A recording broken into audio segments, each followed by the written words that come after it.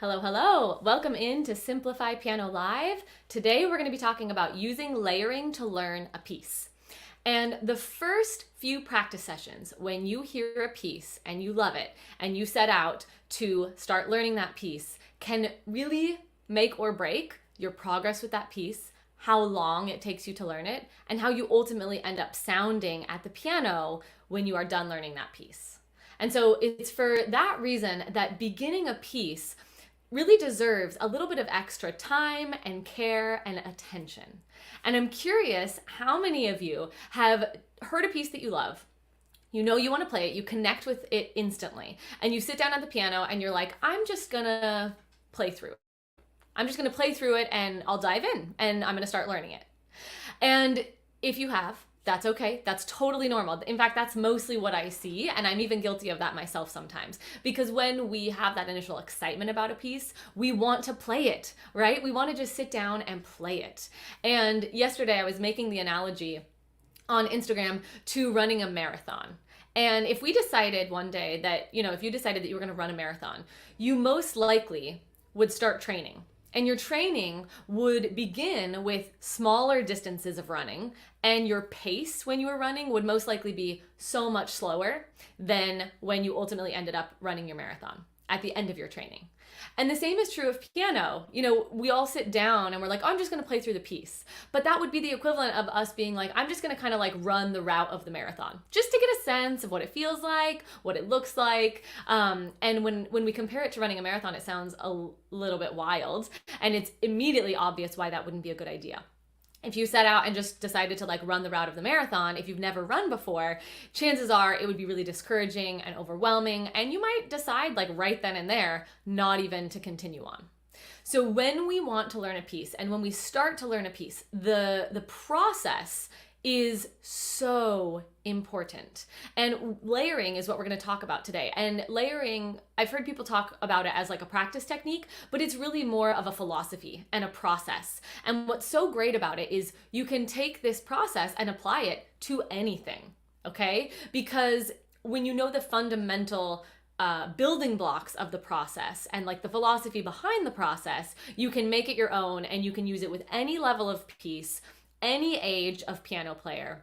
And that's why it's such a game changer. So we're going to dive in today and I'm going to talk to you about layering and I'm going to show you exactly how it works. And I'm going to give you an example routine, an actual 5 days of practice routines of how you would take layering and actually apply it to a piece of music.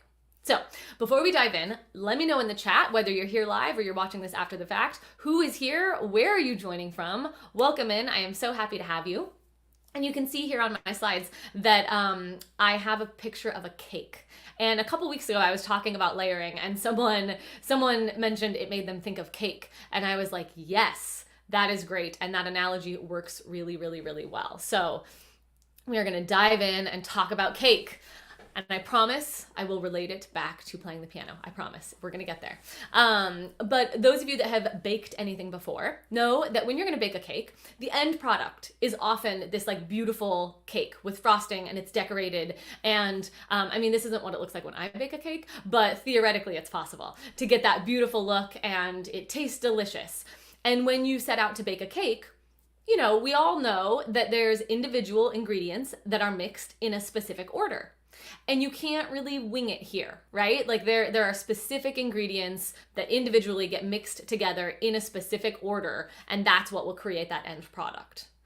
Sometimes, depending on the kind of cake, depending on how complex the recipe is, how big the cake is, how small the cake is, it's going to be either quick or not. And the amount of time that it takes to bake this cake is going to be pretty dependent on your level as a baker and what kind of cake it is, what it's going to look like when it's done, and all of that. It needs baking time, right? You can't bake a cake without actually having the patience to put the batter in the oven and let it bake. That's a non-negotiable. And then there are, of course, the finishing touches, the things that you do at the very end of the process to make it look beautiful and to make it, have that classic cake look. And all of this is very similar to the process of learning how to play a piece. We take specific individual ways of practicing, and we go in a specific order sometimes. The learning process is not finite or set in time. Sometimes it can be quick, sometimes it can take longer. It really depends on a lot of stuff. What is your level? What is the level of the piece? There's a lot of factors that play into that. Needing time, right? We have to have patience. Oftentimes, I would say most of the time, practice does not go as fast as people want it to go, and the progress that happens takes time, and the same is true of the cake. And then we're always going to have those finishing touches, those things that we do at the end that elevate the level of the piece and the sound of the piece even more, kind of like the finishing touches on this cake. So when we set out to bake a cake, we do not, if point A is that there's no cake and point B is that there's a beautiful cake, this is not how it works. We don't just throw some stuff together in a random order and hope for the best. I can tell you because I've done that. It doesn't work. That doesn't result in a beautiful cake. That usually results in like an overcooked mess or an undercooked mess, or just like something that doesn't resemble cake at all, something that you don't want to eat. And so I find it's a funny analogy when we think about how we approach the piano, because how many of you, let me know in the chat, how many of you have heard a beautiful piece, got the music for the piece, sat at your piano and just been like, I'm just going to play through it. Let's just see how it goes. And that's oftentimes how people start their practice. And while I understand the desire and it can be fun to connect with the piece in that way, there are just much more effective and efficient ways to go about it. So when we are baking our cake, it takes patience, specific ingredients. It's not random. You can't just throw random ingredients and expect for a cake to come out of that. We have to go in a certain order oftentimes. You have to have this ability to focus on the task at hand and keep the overall end term vision in your mind's eye. So it's like this ability to focus in on what you're doing at that moment with that end goal in mind. And that's something that's really tricky to do in piano playing, but that's so important. There's many steps, right? It's usually like a many step-by-step process. And it's going to improve over time. If you set out to bake a cake and it's the first cake that you've ever baked, it's probably going to take you longer and it's not going to turn out as well as the 10th or 20th cake that you've baked. And the same is true when it comes to playing the piano. So when we want to learn a piece, like I mentioned, oftentimes we go from point A, which is like we're excited to learn this new piece, and point B is playing the piece accurately and beautifully, and we just kind of like sit down and play it over and over and over again. But the downfall of that is that you'll get stuck in that cycle of playing it over and over and over again, and it often doesn't actually lead you to point B, which is where frustration sets in and where it feels like you just are coming up against these roadblocks that you can't push past. And I see a lot of people give up at this point, which is a huge bummer, or just kind of settle for the fact that they can play it, but there's a lot of wrong notes, there's a lot of pauses, and it's not really at that level where they can connect with the piece in a really deep and meaningful way. And I don't want that for any of you. So let's talk about layering. Now, let me know in the chat who has heard of layering before. It's possible that once I describe what it is, you're gonna know what it is, even if you haven't heard the term layering. But if you have heard the term layering, go ahead and write it in the chat below. Let me know if you've done it before. And if not, take a second and let me know how you usually go about starting your pieces. What is that first step that you do when you sit down to learn a piece? The first time you open up that music and you sit at the piano. Let me know in the chat what that is for you. I'd be really, really, really curious to know. So when we take this philosophy or this process of layering, and we want to learn this process so that we can apply it to any piece, regardless of your level, there's a couple of things that we have to keep in mind. These are kind of the basic philosophies behind layering that have to be present in order for layering to work. So we always have to focus on accuracy, okay, in order to help your brain. Because when we are practicing, we are often so caught up with that final end result product of the beautiful music that we want to push ourselves. We want to play faster than we're able to. We want to do things beyond what our fingers are actually able to do in those beginning stages of learning. And that causes issues.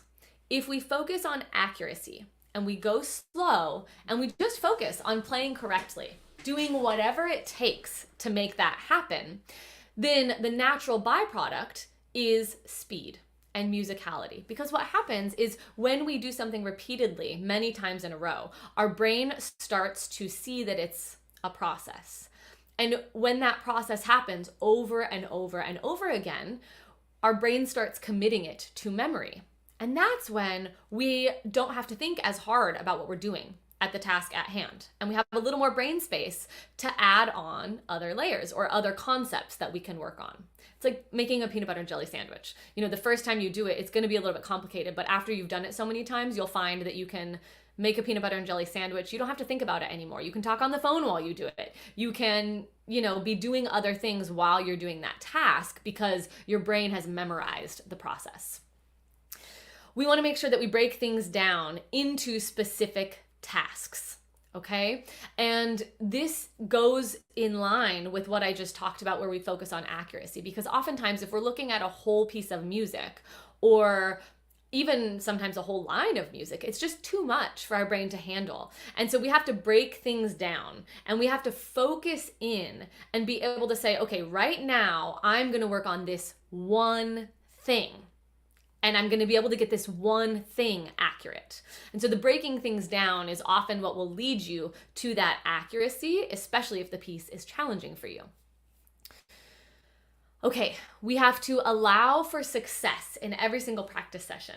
And these are kind of building on each other. So when we have a practice session where we tackle too much and things aren't accurate, I'm sure you've all been there before. What do you feel after your practice session? When you sit down to practice and you work on, let's say you work on the whole piece and there's a lot of mistakes everywhere. Usually I'm pretty frustrated by the end of my practice session. I don't feel like I accomplished very much, and it's pretty frustrating, and I start to have issues with motivation because I didn't feel that success. But when we can stick to the first 2 points in this slide, where we break things down so it's possible to play accurately many times in a row, we start to feel successful. We start to say, okay, if my goal was to play this one measure without any wrong notes, and I did that, that feels good. And that feeling of being able to accomplish the goal, of being able to have success with what we set out to do, is one of the most important things in continuing on with our piano journey. Because if you're not feeling success in every single practice session, motivation will suffer. The joy around music will suffer. And ultimately, your drive to continue on and to keep coming back to the piano will also suffer. We need to be able to feel that success every single time. And oftentimes that takes a slow speed as well. So going slow is often the answer, in addition to breaking things down. Now, my last thing before we dive in and talk about layering is counting out loud. Always. And if you've been here before and you've seen my videos, you will know that I oftentimes get up on a soapbox and talk about counting out loud, because it's so important, and it doesn't just have to do with rhythm. Yes, counting out loud will ultimately help you realize if you are doing rhythms correctly or incorrectly, and that's great. We want to be playing rhythmically accurate. But oftentimes people are able to play rhythmically accurate, but they have issues with memorization or hand coordination or being able to remember everything that they're trying to do. And all of these problems that seem unrelated to counting and to rhythm are actually very closely related to counting and to rhythm. Because when we count out loud, we are conducting our hands. We are taking charge, and we're sending clear signals to our hands about where they need to be and when they need to be there. And if you're not counting out loud in your piano practice right now, I promise you, you will get to a point, or you will reach a level where it will become impossible for you to continue on unless you start counting out loud. So count out loud always. Wherever you are in your piano studies, start doing it if you're not doing it, because it will eventually lead to, first of all, a lot of other problems, and then you will hit a wall that you will not be able to go past until you start counting out loud. So super important. With layering, counting out loud is also important, because whenever we break up the practicing process into specific tasks, so like today I'm going to work on this, tomorrow I'm going to work on this, then I'm going to work on this section. The only cohesive thread that ties everything back together as one piece is the counting out loud, right? That coordinating, that directing and conducting of our hands that tells them when and where to play needs to be present during all of the different elements of practice to bring it all back together when we want it to sound like a full piece of music again. Okay, let's see. Michael Perez, I might be late on this comment, adding multiple sounds together. I'm not sure when you commented that. Maybe when I was asking about what you're struggling with when you start learning a piece. All right, so let me know if you count out loud. I'm curious. Be honest. Type it in the chat. Are you a counter or not? Either way is fine. Today is the day that changes if you are not, okay? Go forward and start doing it now.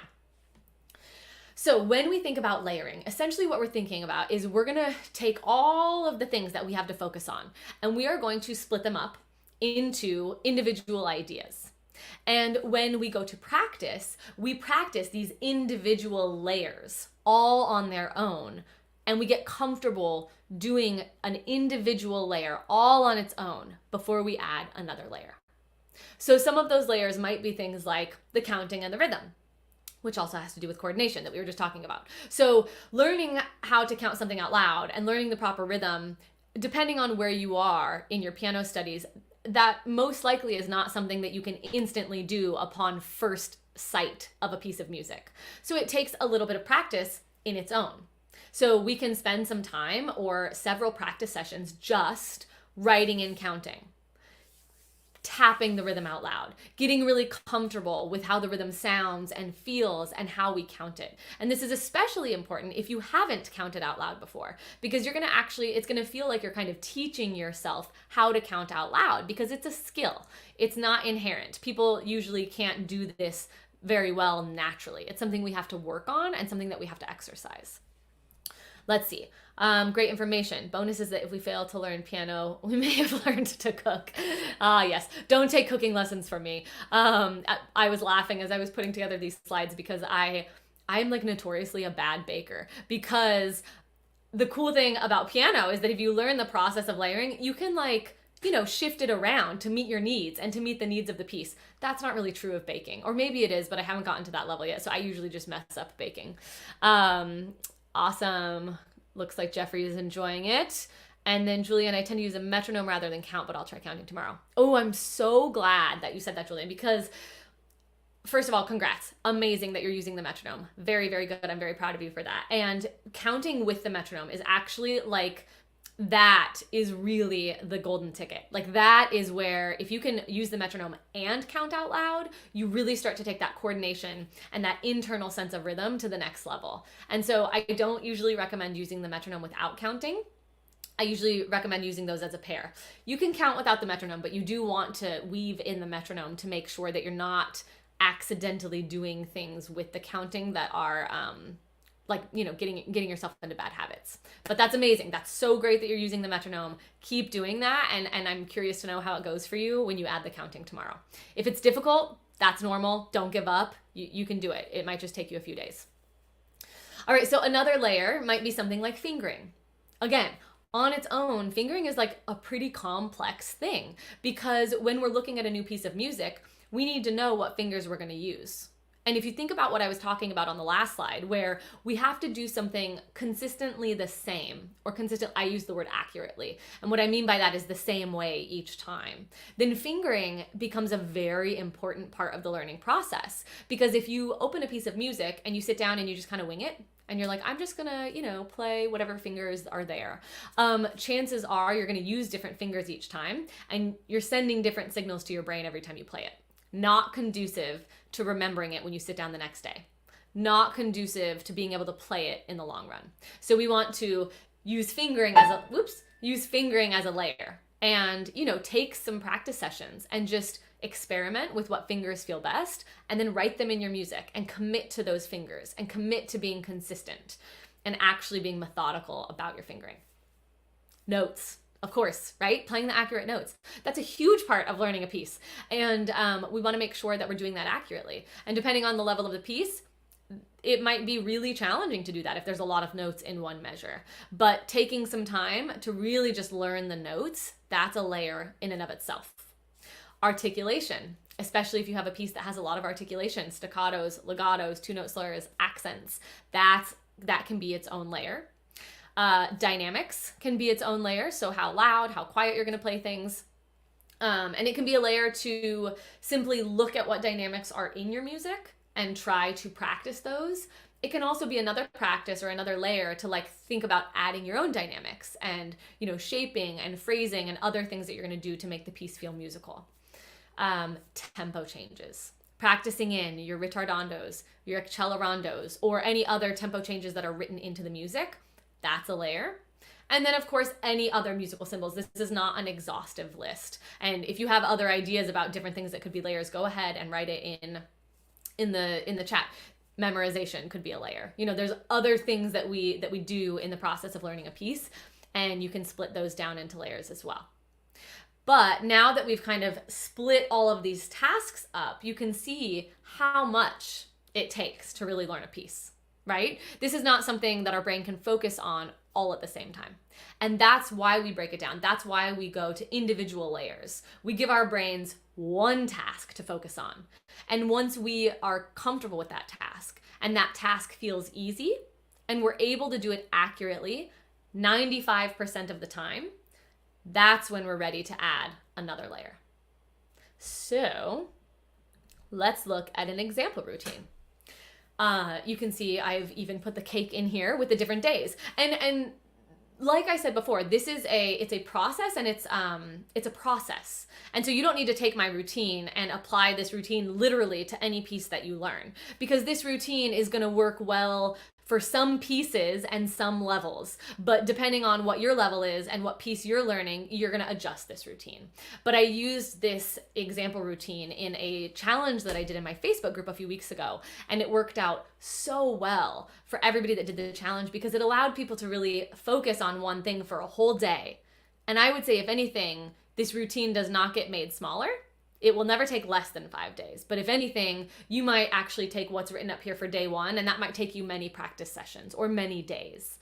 And same with day 2 and day 3 and day 4. So if anything, this routine is pretty compact. This routine was meant for one measure of a piece. And to actually accomplish all of these things with a whole piece, it would take many, many, many more practice sessions. So I believe I said, yes, pick small sections like 1 or 2 measures for this routine. Okay? So on day 1, you would work on the layer of rhythm. Okay, so you're writing and you're counting, you're tapping and counting out loud with the metronome, and you're going slow enough that you can actually accomplish that you can have success and feel successful, and that you can do that 95% accurately, 95% of the time. Okay, and this is one layer, that rhythm. And again, this is one measure. Okay. Day 2, we add another layer for that same measure. So day 2, we're going to experiment with and decide on fingering. We're going to write in the fingering, and maybe we'll start to kind of practice hands alone, one hand at a time, to get a sense of that fingering. Now, the thing about layering is that now that we're on day 2 and we have a new layer on the cake, we're not getting rid of that first layer. So at no point do you stop counting out loud. And at no point do you stop using the metronome, at least not yet, okay? So day 2, we're adding on. So we're continuing to count, we're continuing to use the metronome, and we're focusing now on fingering. And we're doing that until it feels simple, until we have 95% accuracy 95% of the time with this one measure. Then day 3, we might focus on the next layer, which would be practicing hands together, counting very, very slowly, using the metronome. And this is where, when we go to put things hands together, you might start to utilize some practice tools. So the one that I used in the challenge in my Facebook group was the post-it method, because the post-it method is incredibly effective at helping you focus on very small chunks of music and allowing for that accuracy to take place. And if you don't know what the post-it method is, I will link in the description of this video a video where I describe it, but it's a very, very, very helpful tool in practice, and it really comes into play with this concept of layering. Let's see. The mindset short really help. Oh, good. I'm so glad, Eric. That's great. There was a short that I posted yesterday here on the YouTube channel all about shifting your mindset and kind of talking to yourself kindly and removing some of those voices that we all have, even if you don't realize that you have them. Those thoughts that pop into your head, like, oh, come on, another wrong note, or like, why can't you do this? Like those kinds of thoughts, and just shifting that mindset. And I have another video coming out in a few weeks about that. That's a longer video about that goes more into depth on that. So I'm really glad to hear that helps, Eric. Thanks so much for letting me know. All right, day 4, same thing. So counting, metronome. Now we're using solid fingering, consistent fingering.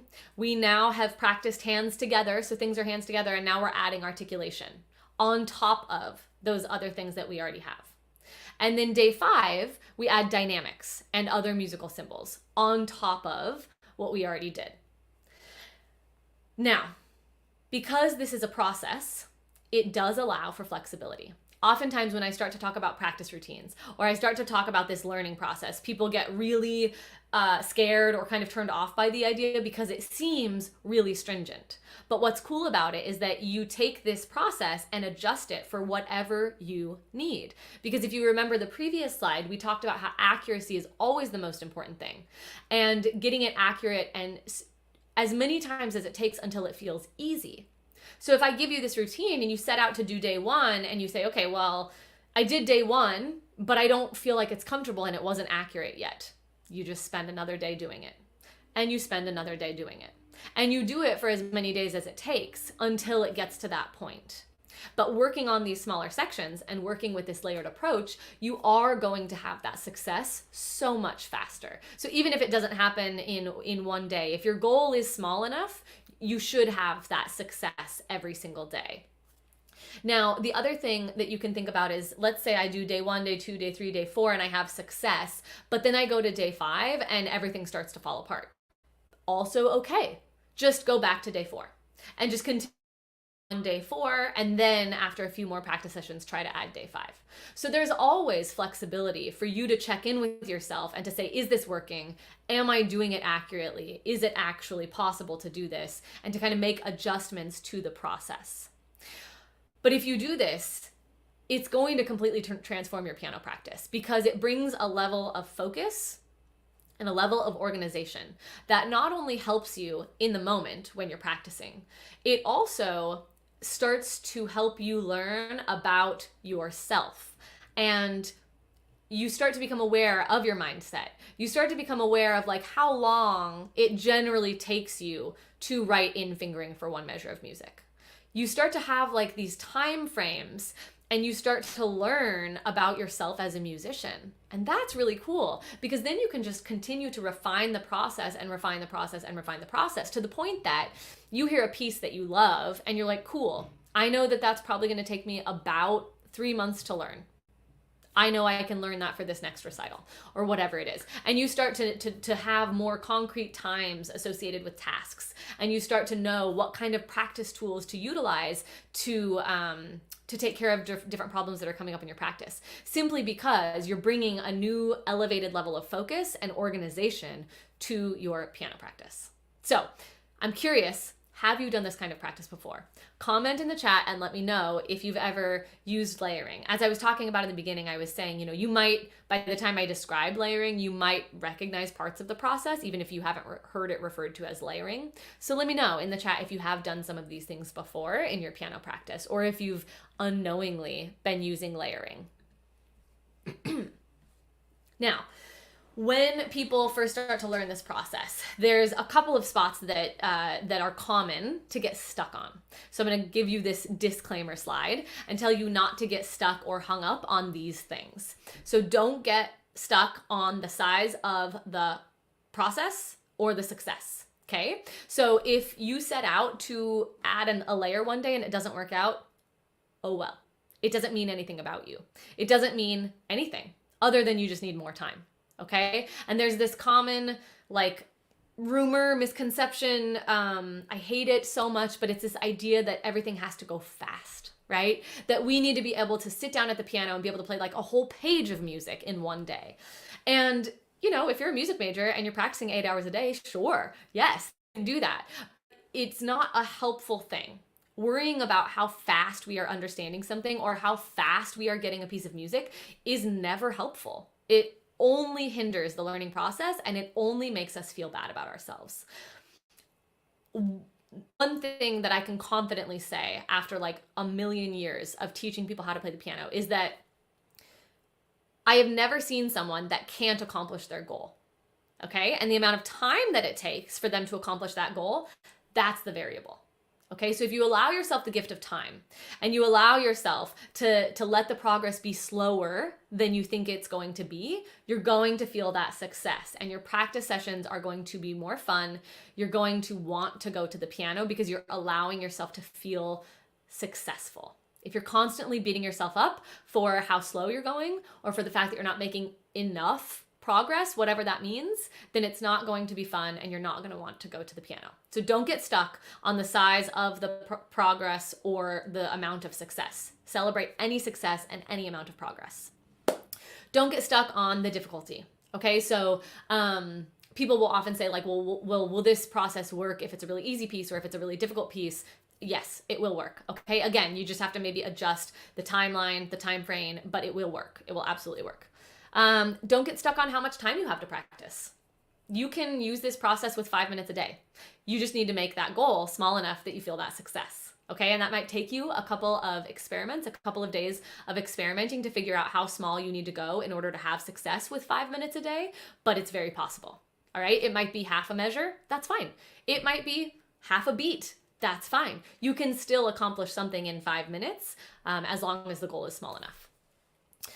Don't get stuck on, again, how hard the piece is or how long the piece is, because if we remove that unhelpful barrier of time and speed, it doesn't matter, right? It doesn't matter how long the piece is. It doesn't matter how hard the piece is. You'll have success each time you practice, and that success will build until you finish the piece.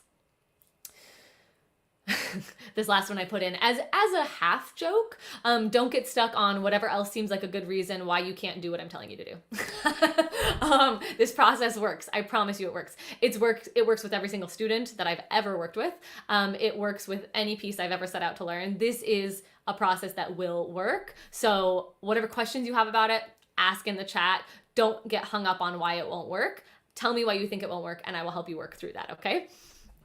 All right.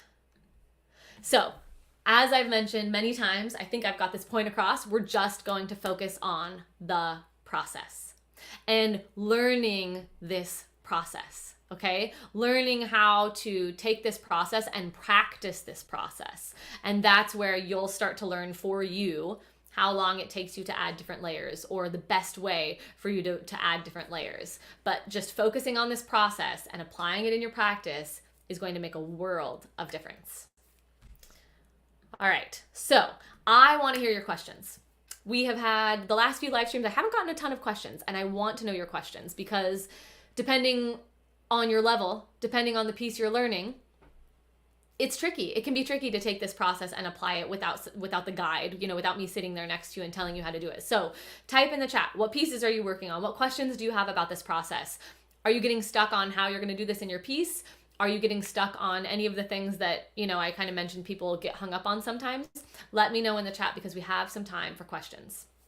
And while you're typing, I will tell you that this challenge I was talking about, I did in my Facebook group at the beginning of this month, at the beginning of October. And we did kind of what I showed you on that slide with the layered cake, day 1, day 2, day 3, day 4, day 5. And I went live every single day and described exactly what to do with that one measure and exactly how to practice. And people were kind of blown away at the end of the week with what they were able to accomplish with such a short amount of practice time. I asked them to commit 10 minutes a day to this challenge. And I have that challenge up in the Facebook group still, if you're interested. I also, at the beginning of November, I'm going to do a 5-day musicality challenge, okay, where we're going to come in the Facebook group. Every day I'm going to go live. I'm going to ask you to pick, I'm not going to give it away yet, but to pick a certain amount of a piece that you're working on, and we're going to work to elevate the musicality of that section of your music. So to get you playing really confidently and to get you expressing yourself and kind of getting in touch with the emotion and the depth kind of behind the notes on the page. So if you're interested in that, join the Facebook group. That's where it will be hosted. And it's so cool, like the energy and the inspiration that happens in these challenges and how everybody comes together. gets to know each other. It's a really cool way to be motivated and inspired, and also to learn some really invaluable skills that you can take with you and apply forever in your piano practice. All right, I'm not seeing questions. So I'm not sure if y'all don't have questions. If you do, go ahead and comment on the video later. And if you've been enjoying these live streams and you're ready to take your playing to the next level, you might have heard of Casual to Confident at this point. That is my online program where you get access to a training vault, videos, PDFs that are not on YouTube, and also twice a week group classes where you come together and we tackle all of these questions that come up for everybody. You play for me, I tell you how to make your playing better. I guide you along this process of like organizing your practice time, learning about these revolutionary practice methods that really get you results so much more quickly than just playing your pieces over and over and over again. So if you haven't heard about it, check it out. My website, ashleyjyoung.com/piano member. Has all the details, and I'm always here to answer any questions. As always, you all are amazing. I love spending my Wednesday afternoons with you. Thank you so much for coming. Let me know in the chat if there's any ideas that you have about topics you want to see discussed, or if there's any questions that you have. Otherwise, I hope that you have an amazing rest of your day. Happy practicing. I will see you all soon. Bye-bye.